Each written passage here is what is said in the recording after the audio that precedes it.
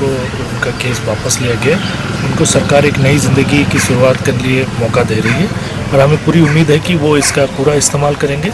बहुत से जगह पे उनके साथ हमारा इंटरेक्शन भी हो रहा है और ये इंटरेक्शन प्रोग्राम काफ़ी पॉजिटिव रहा है। तो हर डिस्ट्रिक्ट में इस तरह के प्रोग्राम हम करेंगे और पुलिस और उनमें जो भी एक ब्रिज है वो हम कायम करेंगे और हमें पूरी उम्मीद है कि वो पूरा मेन स्ट्रीम में रहेंगे और सोसाइटी के लिए एसेट बनेंगे। वर्ल्ड में इसको लेके डिबेट चल रहा है, तो हमारे पास जो होता है जैसे आप एक नॉर्मल जगह पे कोई लॉ एंड ऑर्डर जो वायलेंस होता है फिर आप उसके एक कर्फ्यू लगाते हैं, उसको रेस्ट्रिक्ट करते हैं। सो उसी तरह से ये कुछ समय के लिए हमें वो करना पड़ता है क्योंकि बहुत समय काफ़ी रूमर्स फैल जाती है, कुछ चीज़ें ऐसी फैल जाती है जो कि जान माल का नुकसान कर सकता है।